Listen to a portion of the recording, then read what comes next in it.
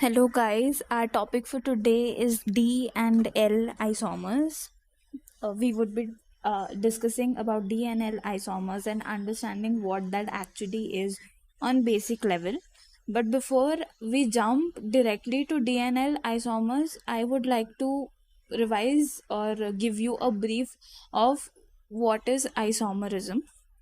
Isomerism is a phenomenon in which more than one compounds have the same chemical formula but different chemical structure. Okay, isomerism is of two types: structural and stereo. Stereo isomerism, when we talk about this, includes the compounds having same structural formula but differing in spatial configuration. Spatial configuration, when I talk about, is the three-dimensional arrangement of atoms or group of atoms. The compounds which exhibit this property are called stereoisomers, and the property itself is called stereoisomerism. Okay, stereoisomerism, when we talk about, is of two types: geometric and optical. Geometric is of two types: cis and trans. And optical, when we talk about, is D isomer and L isomer. Okay, so coming to our topic, D and L isomer, what are these actually? These are mirror images of one another. अभी definition सुनते समझते हैं कि क्या है, ठीक है? तो the spatial orientation of H and OH groups on the carbon atom, which is adjacent to the terminal primary alcohol of carbon, determines whether the sugar is D isomer or L isomer. All the mammalian tissues have D isomer of the sugar. Okay, now if the OH group is present on the right hand side, so it is D isomer, and if it is present on the if the OH group is present on the left hand side, then it is L isomer. Okay, another definition is the arrangement of H and OH groups on the penultimate carbon atom in a monosaccharide determines whether the sugar is D isomer or L isomer. In the case of D isomer, the OH group is located on the right hand side, and in the case of L isomer, the OH group is located on the left side. Okay, अभी यहाँ पे you can see this one word called penultimate carbon atom, and it is very very crucial to understand the meaning of this penultimate carbon atom. Otherwise हमें DNL का concept नहीं समझ में आएगा. तो it is very simple, let us just discuss that first. Penultimate carbon atom को next to last carbon atom भी बोलते हैं. ओके, जैसा मैंने कहा था ना, प्राइमरी अल्कोहल के साइड वाला के एडजेसेंट जो होता है वो next to last carbon atom, जो चूज किया गया है ये डिटरमाइन करने के लिए कि शुगर L होगा या D होगा. अभी ये तो हमें पता है ऑब्वियसली, बट इसका प्रॉपर डेफिनेशन क्या है? So the penultimate carbon atom is the one. Okay, वो वाला कार्बन एटम है जो असिमेट्रिक है. ठीक है, कायरल कार्बन एटम. असिमेट्रिक मतलब जिसको चार डिफरेंट एटम्स या ग्रुप ऑफ एटम्स अटैच्ड होते हैं, that is our chiral carbon atom.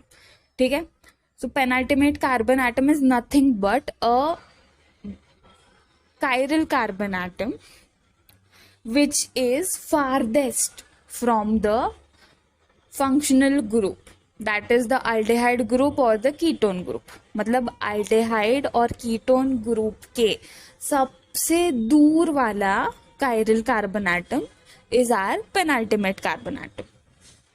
ये इमेज में if you see, the ones that are asymmetric are highlighted with a star mark, और जो पेनाल्टीमेट है ना उसको मैंने बॉक्स किया हुआ है,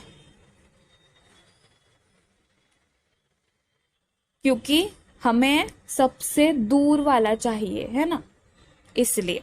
सो that is the concept of penultimate carbon atom. And I hope chiral carbon atom भी समझ में आ ही गया होगा, but let us just formally go through that.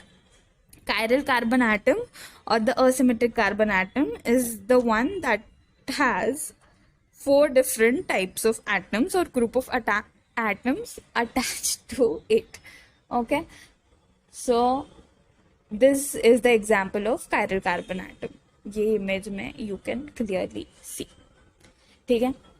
अभी I still know कि there is a lot of confusion when I talk about D and L isomer, but आगे I'll discuss that with the help of an example, and I am sure you will understand that.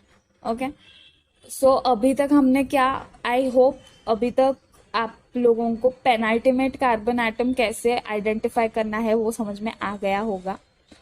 ठीक है, till now we have discussed that. अभी हम आगे जाके through an example देखते हैं कि डी एंड एल आइसोमर क्या है. Here in front of you the image you see is of D glucose and L glucose. दोनों ग्लूकोज ही है, सिर्फ एक डी है दूसरा एल है. अभी इसको डी एंड एल क्यों बोलते हैं ये भी समझ में आ जाएगा. डी एंड एल होता क्या है ये भी समझ में आ जाएगा. ओके, सो अभी फिलहाल I want you guys to focus on the D glucose part. Okay, D glucose मतलब ग्लूकोज है, हम सबको पता है 6 कार्बन होते हैं ग्लूकोज में, हेक्सो शुगर है वो. तो उसके 6 कार्बन एटम में लास्ट वाला जो है प्राइमरी अल्कोहल है CH2OH, उसको देखो. ठीक है, वो मैंने पिंक सर्कल से हाईलाइट किया है. That is our primary alcohol वाला कार्बन एटम.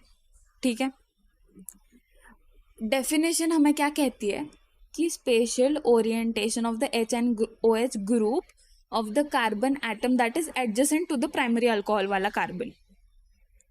प्राइमरी अल्कोहल वाला कार्बन जो है उसके ऊपर वाला कार्बन देखो, मतलब उसके बाजू वाला 5th कार्बन जो है उसके HNOH का जो भी कॉन्फ़िगरेशन होगा ना, ओरिएंटेशन होगा, वो हमें बताएगा कि whether the sugar is D और एल.